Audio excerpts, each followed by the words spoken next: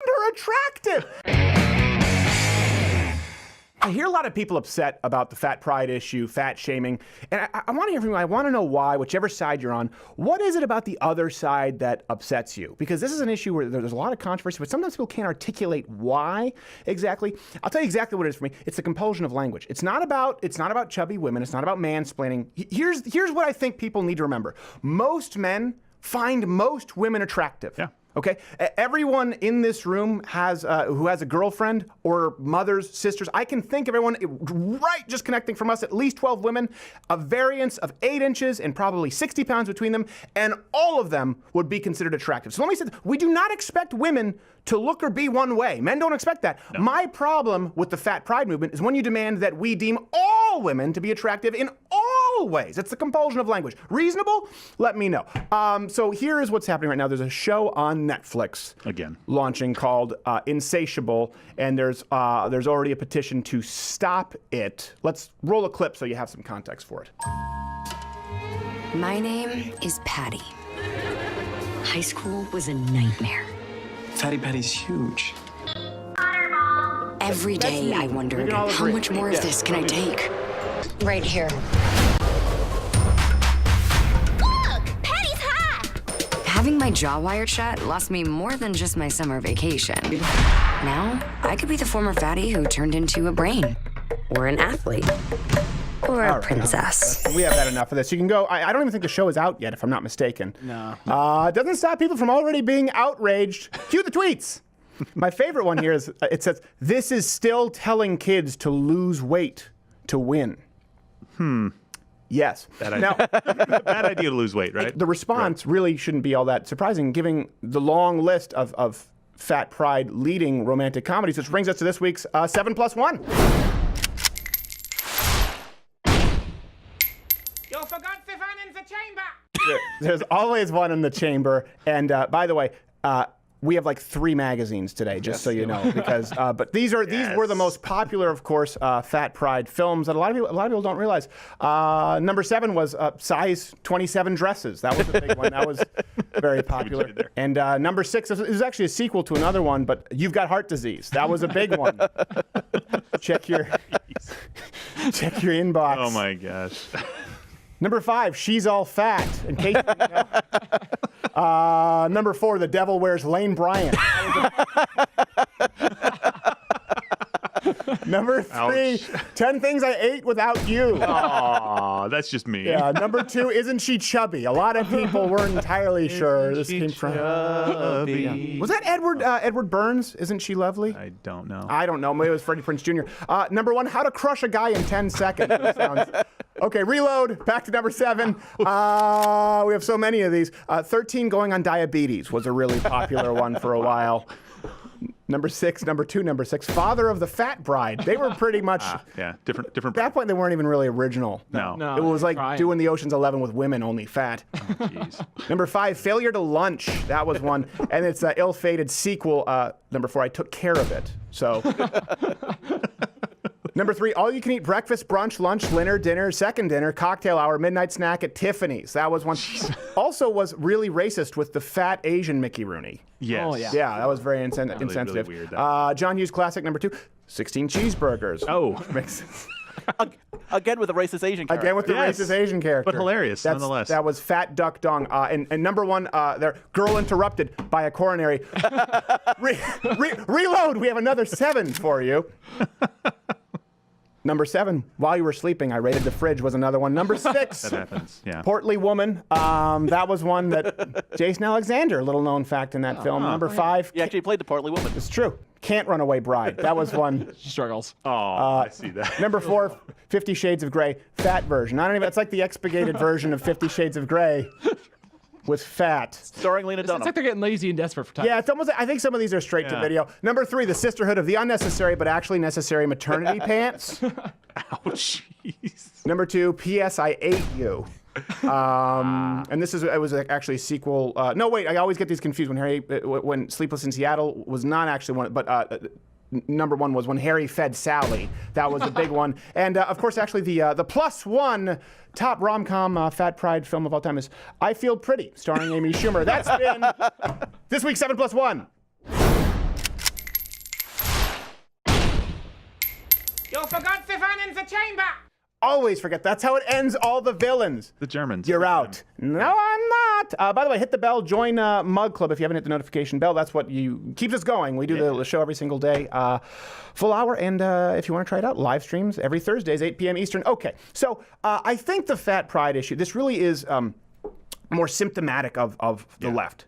And it's the root causes here are greed, enablement, and ingratitude. And these are the same things with every other problem you see from the left. So what happens if someone is greedy and you enable them? It ultimately leads to complete and total ingratitude. Yeah. How do I mean this? Greed. Let's start with the left. Let's go economically and then move into fat pride. Yeah. For example, today's progressive left, they accuse the wealthy of being greedy. But the wealthy aren't the ones trying to take anything from you. When we talk about the wealthy, the 1%, I think it's joint, depending which number you use, 300-something thousand or 400-something thousand joint household income. Yeah. They pay most of the taxes. Okay, we're not talking about the economic system injustice or someone who works at Bear Stearns. We understand. But the truth is, when you're just looking at the general population, it's the progressive leftists who are the ones trying to take what others have earned. Healthcare, universal income, internet, and of course the greed parallels with obesity. You're the greedy pig who ate too much. The non-obese people are not trying to take your food. You're taking theirs. And then you're mad that they're just not on board with it. So then it leads us to enablement with the fat pride issue. And I think that's probably the one that people are the most obvious. Yeah. The left enables bad behavior because it feels good. Yeah. As long as it feels good, it's about rather than examining themselves and reflecting. Good. Okay, we've done this before. How much flack have we caught for this? Let's use a few examples. AIDS. AIDS was something specific behavioral patterns lead to catching AIDS. Don't judge! It's as perfectly legitimate a lifestyle as anyone else's. Okay, how about a lifestyle called... We should all be getting AIDS. You should be so lucky! You get AIDS, and you get AIDS. Oprah, by the way, said, I think, 2 in 5 heterosexual couples by like 1995. We have that sometime. We did it like in a... 0 Just search Steven Crowder. That's an advertisement. It was an AIDS surplus she had to give out. Hey, by the way, the lifestyle is called not having sex with men in truck stop stalls. Yeah. Yeah, Like that's it. It's the single most preventable disease in human history. It's 100% preventable. How about instead we have a pill? How about no pill? How about you just don't have orgies in truck stops? Let's go with the pill. Okay, so another example. I mean, obviously abortion. Yeah. You have no right to judge. It's just as moral of a choice of whether you're pro-life or pro-choice. Listen, you have the right to judge. We've enabled women to make it as easy, actually easier, than putting a child up for adoption. If you're a serially unemployed loser, let's just give them universal income. Right. It's a human right. You don't know. That's the word, right? Nuance. Yeah. According to Anna Kesper, it's nuance. Everything is nuanced. Giant fat land whale? Who are you to judge? They're just as healthy and beautiful as everyone else. By the way, they want to change it from diabetes to livabetes. Is actually even really pushing it that does hard. sound better. Yeah. It does sound better. Di is more You still lose a foot. descriptive, though. Yeah. And this leads us to ingratitude. And rather than just becoming a manatee, or being grateful that you live in a country with even the option to become obese. That's one thing, too. The left is constantly, America is the fattest, stupidest. Well, I think it's a great thing that we have the problem of overabundance, right? Yeah. I'm still grossed out, but I think it's a good problem to have. Better than starvation. And you have all of the tools readily available to fix it. Instead, people bitch. Yep. They bitch because you now feel entitled to not only a seriously grave health risk, but entitled to other people's opinions regarding your beauty. That's the issue here. You demand that the public opinion change in the face of evolutionary biology and, by the way, scientific medical consensus. Not only, let's not even say consensus, medical accuracy, truth. It doesn't matter who agrees on it. I'm never the problem. Exactly You're never the problem. It's society that has to be changed to accommodate them. Right. Instead of dropping a few pounds, we have to make all movie theater and airplane seats bigger. These same people are always bitching about privilege. How privileged are they? I'm too fat is the problem. You're privileged, and you're exercising it more. I'm exercising restraint. And then we need to get bigger seats because I actually like the roomy seats. We kind of all benefit. The issue is we go even as far as to shame those people who take care of their bodies. Yeah. Right? Now people they're thin is they try to say thin privilege. So we can't shame people for eating themselves into obesity. And I'm not saying you should shame people, but you can't even make a judgment saying this is a bad call. Yeah. But we can shame people who exercise enough that they can have a slice of pizza on the weekend, for example. And remember the idea of tolerance? Yeah. Remember that? Remember that idea? So the definition, I think I have it in front of me, is sympathy or indulgence for beliefs or practices differing from a conflicting opinion with one's own. The act of I don't even think that's going to be in the nomenclature for our kids. No. The definition No. of tolerance. It used to be, you know, don't make fun of fat people. We all agree. Don't be a bully. Of course, that's fine. Listen, I was chubby 7th, 8th, 9th grade. I was short, fat, then really tall and skinny. I didn't shave until I was 21. The definition is the act of celebrating everything. Exactly. Yeah. That's a big difference. The left doesn't even allow differing opinions anymore. Yeah. They're blatant in the fact that they must engineer public opinion to match theirs exactly, or they will gaslight you. Right? Let's go from gay marriage to men in little girls' rooms, taxing the wealthy, to being forced to praise. Now it's not, you don't believe me? It's forced praise of morbidly obese people. Instead of weigh-ins, NAFA has yay-ins. I yay ravishing. Are you kidding me? I am halfway between sexy and lovely. No, you're not. Oh, I yay sexy. That was very You're blatant. halfway between diabetes, type 2, and death. I love Brodick is just a simple answer. No, you're not.